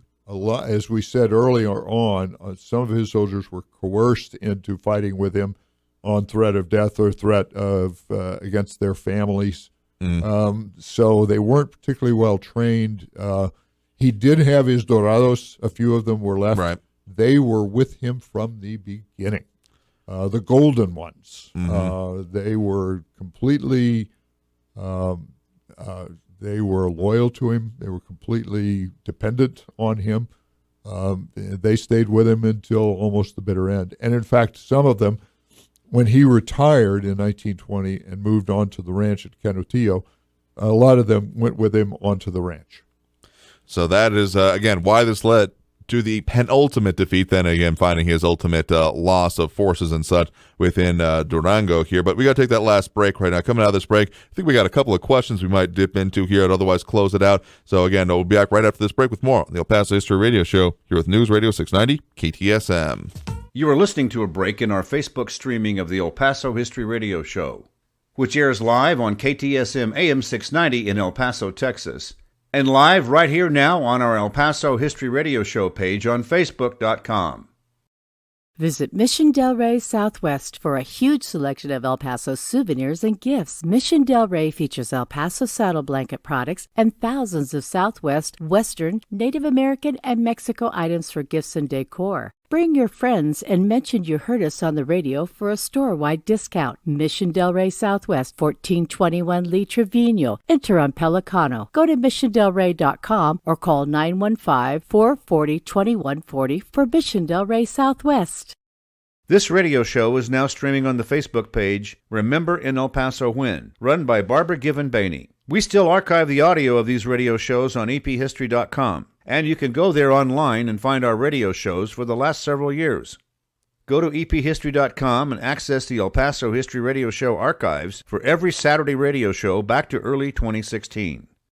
Many retired El Paso area homeowners don't know where to begin when it comes to downsizing and selling their home. Patrick Tuttle and his Legacy Home team follow a proven process to help retired homeowners sell faster and for more money. Call Patrick Tuttle at 915-588-1850 today and get your home sold faster and for more money. That's Patrick Tuttle at 915-588-1850. Call him today. El Paso History TV is now available for free on YouTube.com. Take a look at recent ABC 7 news reports by Bernie Sargent on El Paso History TV about Waco tanks, the Franklin Mountains, Concordia Cemetery, and more. The YouTube channel also has more than 100 videos about El Paso history with lectures, documentaries, and various history clips. Go to youtube.com/El Paso History TV and find out how Texas history begins in El Paso. Monterey Asset Management is proud to sponsor the El Paso History Show. If you're tired of the ups and downs of the stock market, maybe you should invest in real estate. Monterey Asset manages apartments in El Paso and helps investors buy, hold, and sell property. See the new website, m1ep.com, m1ep.com. To learn more about the many benefits and long-term appreciation of investing in real estate, call Certified Property Manager Ray Baca, 915-592-4549, 592-4549. Here's the deal. When you combine State Farm home and auto insurance, you save an average of $889. State Farm agent Ralph Dickerson is ready to help you combine home and auto and save here in El Paso. Call 581-0000 today. Like a good neighbor, State Farm is there. Average annual per household savings based on a 2019 national survey by State Farm of new policyholders who reported savings by switching to State Farm. You are listening to a break in our Facebook streaming of the El Paso History Radio Show, which airs live on KTSM AM 690 in El Paso, Texas, and live with video right here on our El Paso History Radio Show page on Facebook.com. Our live streaming on Facebook started on November 21st, 2020, with our tribute to Leon Metz, which you can now listen to here on our Facebook page, El Paso History Radio Show. Scroll down our page to find that archive in our videos section.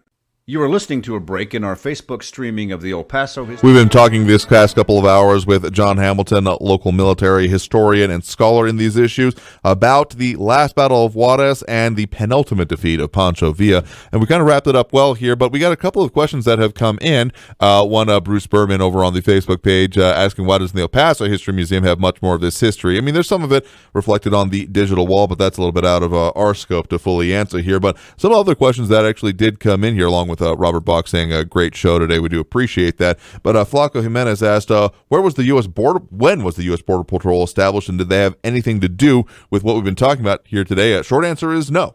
No, they did not. There was no Border Patrol at this time. Texas Rangers had played a part on patrolling the border at different times in the history, but the U.S. Border Patrol was established officially under the Department of Labor in 1924. So did not actually exist at this point in time. No. So if you're wondering where they were with it, well, they weren't there. They did not exist. It was not even a twinkle in the eye, so to speak, in 1919 versus 1924. Certainly, this sort of thing brought into some consideration.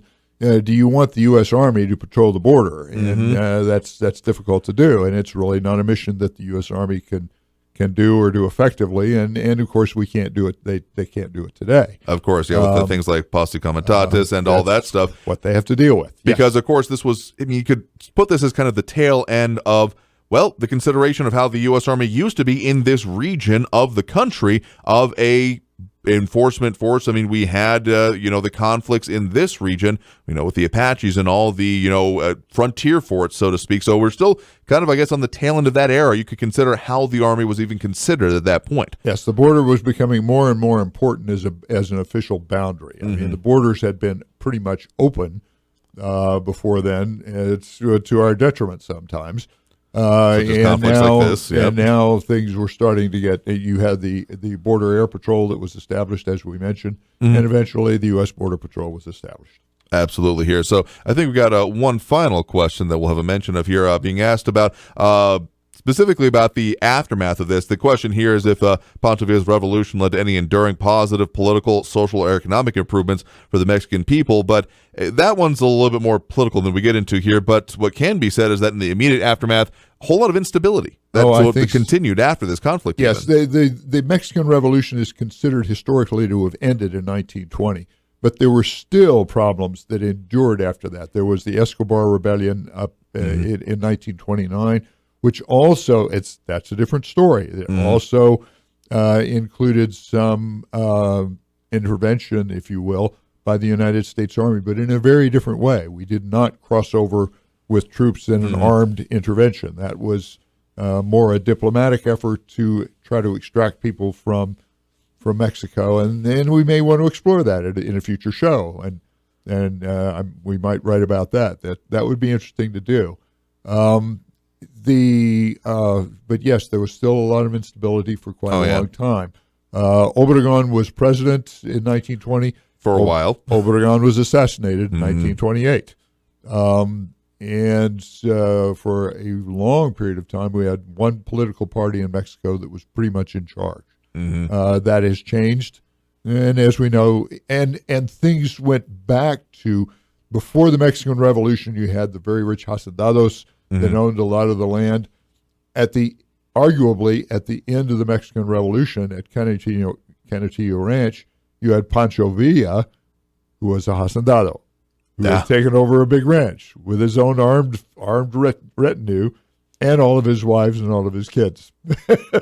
But of course, he ultimately faced the gun himself here because, again, the instability was kind of paramount coming out of this, and even before and after this, which is more history we'll have to get into here in future shows. Yes, here. sir. So, again, we've been joined here by John Hamilton, military historian. I'm headed out to Pepe's. Are you going to be able to join us? I'm not sure.